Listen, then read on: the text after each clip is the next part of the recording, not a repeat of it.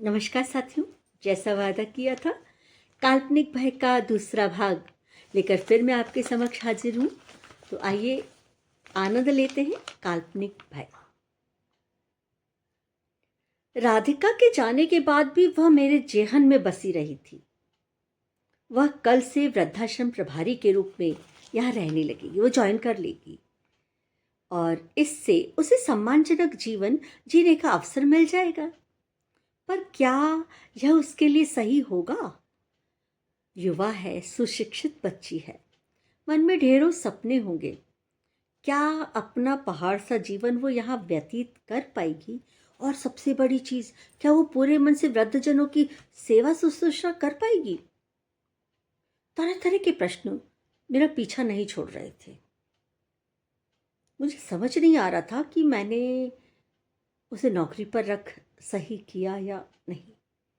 खैर, फिर मुझे लगा कि नहीं जी, आज तो उसके अस्तित्व को बचाना है। व्यक्तित्व को निखारने तराशने का काम तो फिर कभी हो जाएगा। और यह सोचकर मैंने अपने विचारों को तिलांजलि दी और फिर अपने कामों में जुट गई। धीरे धीरे राधिका ने सब कुछ अच्छे से संभाल लिया। कार्यालय संबंधित सारे कार्य कंप्यूटर पर बड़ी सहजता से कर लिया करती थी वो। और सभी वृद्धजन भी उसकी सेवा शुश्रूषा से बहुत प्रसन्न रहते थे। वह बड़े ही आत्मीय भाव से सभी के साथ घुल मिल गई थी और प्यार से सभी से पेश आती। देखभाल में भी कहीं कोई कसर नहीं छोड़ती। पूरा वृद्धाश्रम उसके आने से खिल उठा था। वह भी यहाँ खुश रहने लगी थी, मगर एकांत पाते ही उदासी की चादर उसे फिर घेर लेती थी और यह सच्चाई मुझसे छुप ना पाई। खैर, एक दिन की बात है, बाहिती जी ने खुश होकर उस पर खूब सारे ढेर आशीर्वचनों की बौछार कर दी। मैं भी वहीं थी। एक बार तो वह भी खुशी से झूम उठी, पर अगले ही पल उसकी आंखों की गुरुजी, आप पर तो अद्भुत कृपा है। आप उसने तुरंत ही छुपते छुपाते अपनी चुन्नी से आंसुओं को पोंछा। मैंने आहिस्ता से उसके कंधे पर अपना हाथ रखा, उसके आंसुओं को पोंछा तो उसका जो सब्र का बांध है वो टूट पड़ा। उसकी रुलाई फूट पड़ी। रोते रोते ही वो बोली, इतना प्यार मुझे अपने घर में क्यों न नसीब हुआ। भाई भाभी कभी प्यार से बोले ही नहीं। भाभी तो हमेशा कुछ न कुछ उल्टा सीधा जो जी में आए बोलती रहती थी। मैं चुपचाप खून के घूंट पीकर घर के कामों में लगी रहती थी। मम्मी बीमार हुई तब तो भाभी का जरा सा भी सहारा न मिला। पापा अस्पताल में 4 माह तक भर्ती रहे, तब भी सारी जवाबदेही मुझ पर ही थी। भाई भाभी तो 8-10 दिनों में अस्पताल जाकर थोड़ी देर बस मिल आते थे। मैं अकेले ही दिन रात एक टांग पर खड़ी रहकर अपने माता पिता की सेवा करती थी। पर भाई भाभी की सहायता तो दूर, मेरे कान 2 मीठे बोल सुनने को भी तरस जाते थे। पापा के जाने के बाद आंसू पोंछने वाला भी कोई न बचा। रो धोकर खुद ही चुप हो जाती और फिर भाई भाभी को खाने की थाली परोसती। इतनी बेकदरी झेली है ना मैंने, मैं कुछ बता नहीं सकती। और यहाँ अजनबियों से इतना अपनापन मिल रहा है ना कि मुझसे बर्दाश्त नहीं हो रहा। मेरे साथ ऐसा क्यों होता है? आजम, क्यों होता है ऐसा? मायका ससुराल सब कुछ है, सब कुछ अच्छा होते हुए भी अपने आप छूट गया। और दर दर की ठोकरें खाती हुई मैं यहाँ पहुंची तो यहाँ प्यार उफनता नजर आ रहा है। दर्द तो जैसे तैसे बर्दाश्त कर लिया, मगर खुशी अब बर्दाश्त के बाहर लगती है। समझ नहीं आता कि अब कौन सा दर्द है जो मेरे लिए रास्ते खोल रहा है। पापा मम्मी तो दुनिया से चले गए, वापस नहीं आ पाएंगे। भाई भाभी अपने होकर भी अपने नहीं। फिर एक लंबी सांस लेकर बोली, और वो कृष्णवीर, उसने तो 7 फेरे अग्नि के समक्ष लिए हैं मेरे साथ। बहुत अच्छा है वो, सभी के लिए बहुत अच्छा है वो। फिर मेरे लिए क्यों नहीं अच्छा रह सकता? उस उल्टा में ऐसा क्या है जो उसके लिए तो वो भगवान जैसा अच्छा है। वो भगवान की तरह पूजा करती है उसकी। वो विदेश में ही तो है, मेरे लिए क्यों नहीं अच्छा हो सकता? है तो इसी दुनिया में ना। काश वो मेरा, सिर्फ मेरा होकर क्यों नहीं रह पाएगा? रह सकता है ना। वो रोते ही रोते बोली जा रही थी। आज इस वृद्धाश्रम में उसे रहते हुए 9 माह का समय बीत चुका था। पर इस तरह से जो उसकी रुलाई है, पहली बार फूटी थी। अभी तक तो सभी ने उसके मातृत्व भाव ही सभी देखे थे, क्योंकि बड़े ही सेवा वो मातृत्व भाव के साथ ही करती थी। आज उसकी जो वेदना है, प्रसव पीड़ा सी उभरी थी। ऐसा लगा था कि मानो उसके भीतर छिपी कन्या ने पहली बार इस धरती पर जन्म लिया है, और 9 माह का समय उस कन्या को जन्म लेने के लिए काफी था। खैर, वह रोते रोते, बिलखते बिलखते बोलती जा रही थी। वृद्धजनों के आंसू पोंछने वाली, सभी का मन बहलाने वाली राधिका को आज क्या हो गया? कितना अजीब है ना। खुशी मिलने पर खुश होते होते दर्द बह गया। पर खैर, यह दृश्य यहां आज घटित हो रहा था। जैसे तैसे उसकी रुलाई को काबू करके उसका मन बहलाया गया, और फिर अचानक किसी संस्था का फोन आ गया, तो वो उसको जवाब देने में, उससे संबंधित कामों को करने में तुरंत कंप्यूटर की तरफ लौट गई और अपने कामों में जुट गई। और पता ही नहीं, बस काम में करते करते उसका दर्द भी हवा हो गया। उसके अपने भाई भाभीियों के व्यवहार में तो पहले भी बताया था उसने ऐसे कुछ, पर इतना नहीं बताया था। पर खैर, उससे यह महसूस हुआ कि वो लोग लालची हैं। पर ऐसे लालची, संस्कार विहीन, स्वार्थी इंसानों से तो समाज भरा पड़ा है। उनसे और कोई उम्मीद की भी नहीं जा सकती। इन 9 माह में उन्होंने राधिका की कभी कोई खैर खबर नहीं ली। अपनी सगी बहन को दर दर की ठोकरें खाने को मजबूर कर दिया। खैर, छोड़ो भी। जिस राह जाना नहीं, उस बारे में क्यों सोची? राधिका की बातों से कृष्णवीर के बारे में जो जानकारी मिली, उससे उसके भला मानुस होने की जानकारी तो मिलती है, और संभावनाएं भी दिखाई देती हैं। मगर उसके आगे भी जो एक प्रश्न चिन्ह जो है वो लग जाता है, क्योंकि लगभग 2 वर्षों से उसने भी इसे कभी फोन नहीं किया। इन दोनों का आपस में कोई संपर्क ही नहीं। उसने क्यों नहीं इसकी खैर खबर ली? यदि वो सही है तो आखिर ब्याहता पत्नी है उसकी भी तो कोई जवाबदेही बनती है। यह भी तो राधिका के प्रति अन्याय ही है। मगर यह भी सच है कि इतना सब कुछ हो जाने के बावजूद भी वह खुद भी उसको कभी फोन नहीं करती है। पर हाँ, उसके फोन का लगातार इंतजार उसे आज भी रहता है। खैर, यह उन दोनों का आपसी मसला है, इसमें हम कुछ नहीं कर सकते। यह स्वीकार कर मैं भी अपने कामों में लग गई। उस समय मेरे लिए भी कुछ वृद्धाश्रम से संबंधित जरूरी काम निपटाना बहुत ज़रूरी था। मैंने भी उन कामों को निपटाया। पर जैसे ही मैं अकेली बैठी फ्री हुई, फिर राधिका की यादों ने मुझे आके घेर लिया, और उसके आने से इस वृद्धाश्रम की सारी व्यवस्थाएं जो थी वो बेहतरीन हो गई थी। वो सभी की आवश्यकताओं का बहुत ध्यान रखती थी और अपनत्व के साथ रखती थी। आज्ञा पालन में भी वो हमेशा खरी उतरती थी। शायद यही कारण हो सकता है कि मुझे भी उसकी इतनी चिंता सता रही है। पर जब वो कृष्णवीर को चाहती है तो खुद क्यों नहीं फोन कर लेती? मैंने उससे कहा कि तुम कृष्णवीर को चाहती हो, तलाक नहीं लेना चाहती, तो फिर उससे खुद क्यों नहीं फोन पे बात करती? हाँ मैडम, मेरी इच्छा तो होती है, मगर उलझ कर रह जाती हूँ क्योंकि जेठानी, ननद और सभी रिश्तेदारों ने मुझे यही समझाया था कि तुम आगे होकर अब उससे कभी बात मत करना, वरना वो पूरी जायदाद ही उस पर लुटा देगा। पता नहीं कौन सा काला जादू उस पर कर रखा है उस उल्टा ने। वह तब जाके काबू आएगा जब तुम उससे बात करना छोड़ोगी। बस इन्हीं हिदायतों के साथ चुप रह जाती हूँ, क्योंकि उनको ऐसे लगता था कि तुम आगे होकर बात नहीं करोगी और उसका भी यदि फ़ोन आता है तो इस शर्त पे बात करोगी कि वह उस महिला और बच्चों से दूर रहे, उन पर कोई खर्च नहीं करे, वरना तो वो सारी जायदाद ही उन पर लुटा देगा।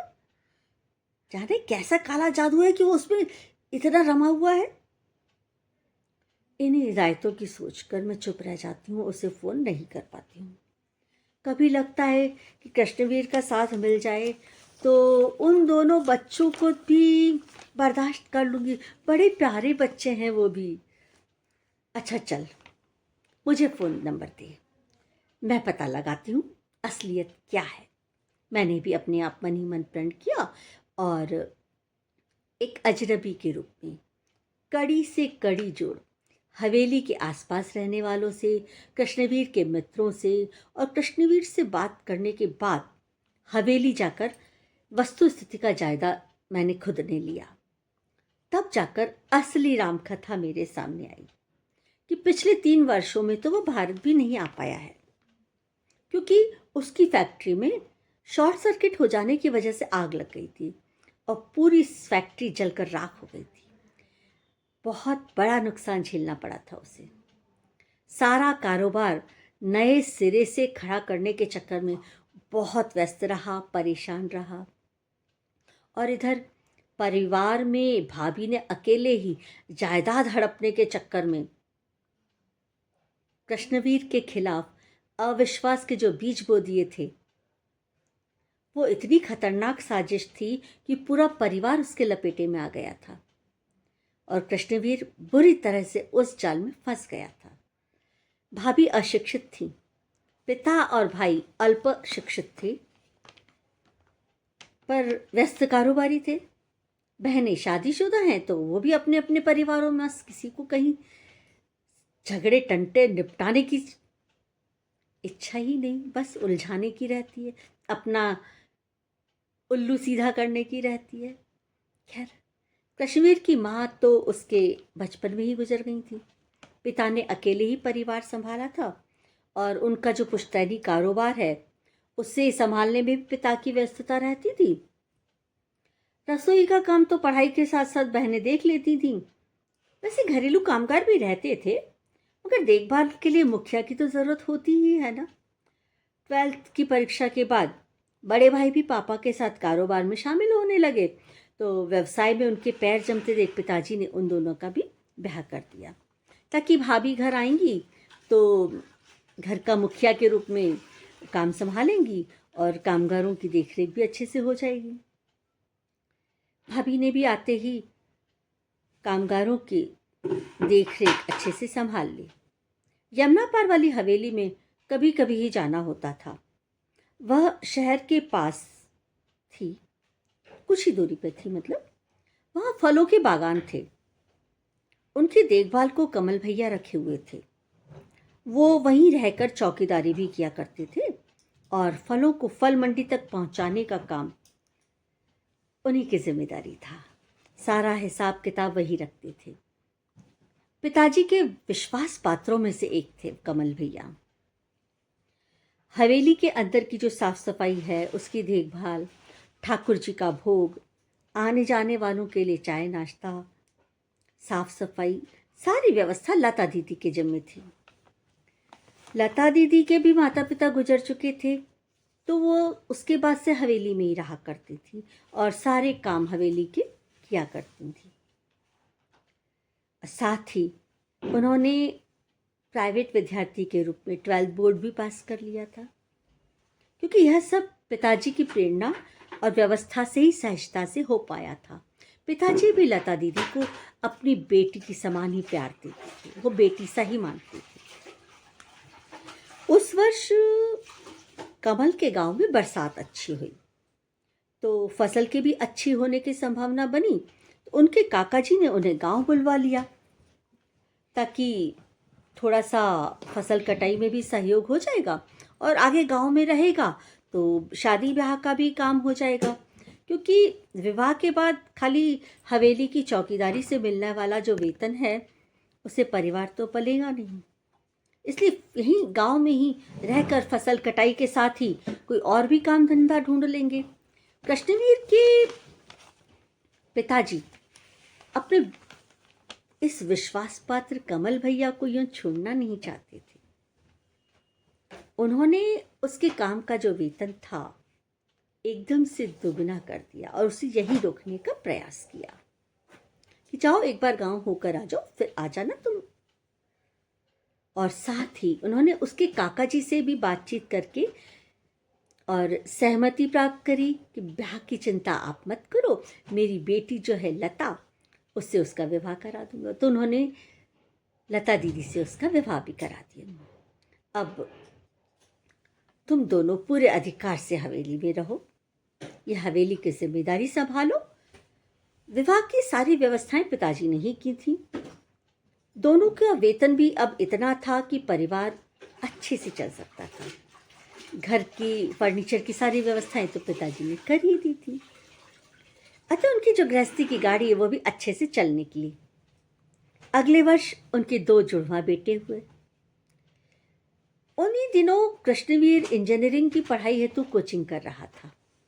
कोचिंग सेंटर वहीं पास में ही था, तो पिताजी ने उसे भी वहीं रहकर पढ़ाई करने की हिदायत दी कि आने जाने में जो लगने वाला जो समय है वह भी बचेगा और हवेली के साथ साथ वो जो 2 छोटे छोटे नन्हे बच्चे हैं उनकी भी देखभाल अच्छे से हो पाएगी। उन्होंने उसी समय वहाँ एक महिला सहायिका को और भी रख दिया ताकि लता दीदी की सहायता भी हो जाए और हवेली का काम में भी कोई बाधा ना आए, क्योंकि एक साथ छोटे छोटे से 2 बच्चों को संभालना और उसके साथ हवेली का काम करना संभव नहीं था। खैर, साल भर बाद जब बच्चे थोड़े बड़े हुए, लता दीदी ने पूरा हवेली का काम फिर से संभाल लिया। तो पिताजी ने देखा कि अब सहायिका की जरूरत नहीं है, तो उन्होंने उसे हटा दिया। बच्चों का साथ कृष्णवीर के पिताजी को भी बहुत अच्छा लगता था। नाना जी जब वो कहते थे तो ये खिल जाते थे एकदम। वो तो कई बार अपने व्यवसाय की बागडोर बड़े भाई को सब यही आ जाते थे। इन बच्चों के बीच रहना उन्हें बहुत अच्छा लगता था। और इंजीनियरिंग कॉलेज में कृष्णवीर का प्रवेश भी हो गया था कोचिंग के बाद, तो वो भी यहाँ का स्थायी निवासी हो गया क्योंकि कॉलेज भी यहीं पास में था। अचानक कोरोना का कहर टूट पड़ा। शहर भर में कर्फ्यू लग गया। बागान के फल सड़ने लगे। फल मंडी तो बंद ही थी। कमल और कृष्णवीर ने मिलकर कुछ फल आसपास के घरों तक पहुंचाए। ताजे फलों को कर्फ्यू में भी लोग चाहने लगे। इससे कृष्णवीर भी कब कोरोना की चपेट में आ गया पता न चला। लता और कमल ने प्राकृतिक जड़ी बूटियों से प्राकृतिक रूप में कृष्णवीर की खूब सेवा की। चारों तरफ मौत का तांडव मचा हुआ था, मगर इन दोनों की सेवा से कृष्णवीर मौत के मुंह से बचकर आ गया था, क्योंकि चिकित्सकों ने उसके बचने की संभावना नहीं है ऐसा कह दिया था। खैर, समय आगे बढ़ा और सभी कुछ सामान्य हो गया। एक दिन फल मंडी से लौटते समय कृष्णवीर की गाड़ी तेज गति से आते ट्रक से फिर टकरा गई। टक्कर इतनी जोरदार हुई कि कृष्णवीर तो गाड़ी से उछलकर और 4 फीट दूर जाके गिरा और गाड़ी में आग लग गई।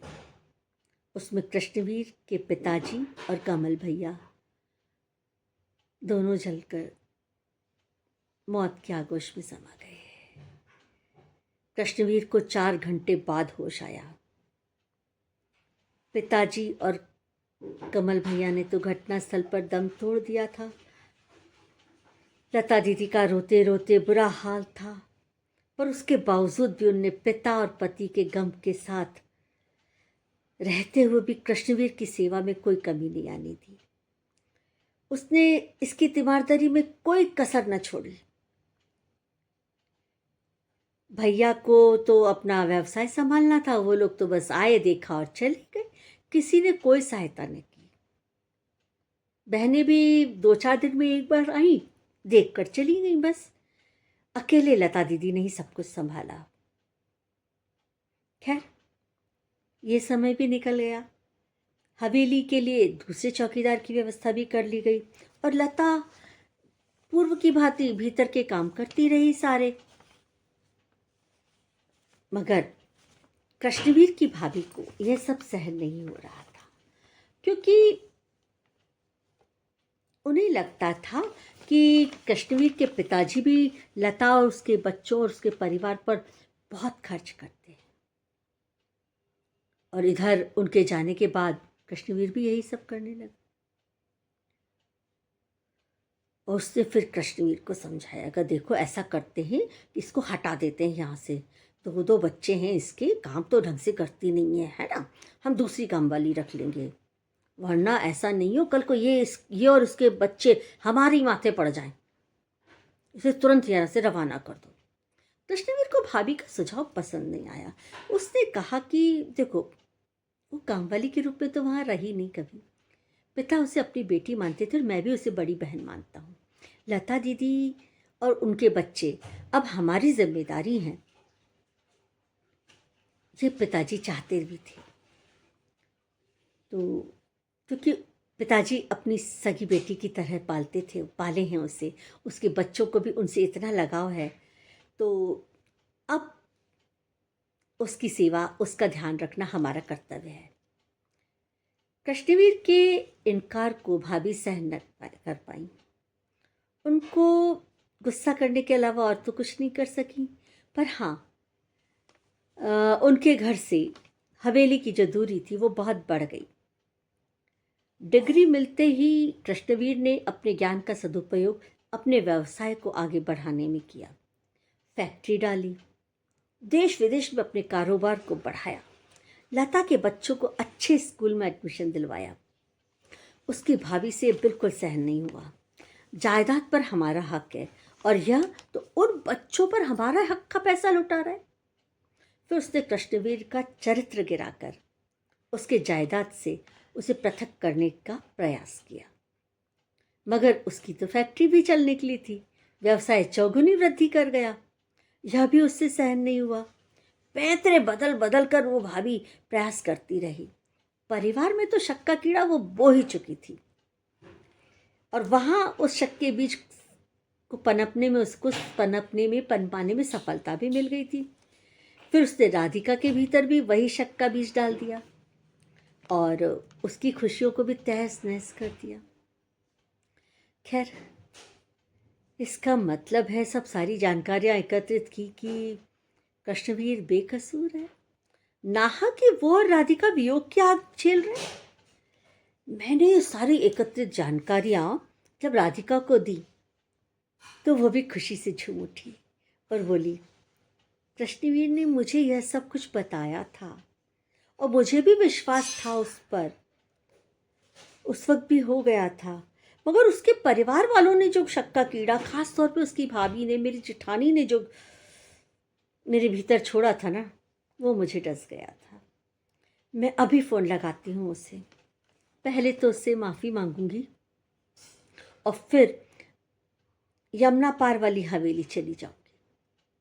मैं अपने घर में ठाठ से रहूंगी, कृष्णवीर के साथ कृष्णवीर की राधिका बनकर ही रहूंगी।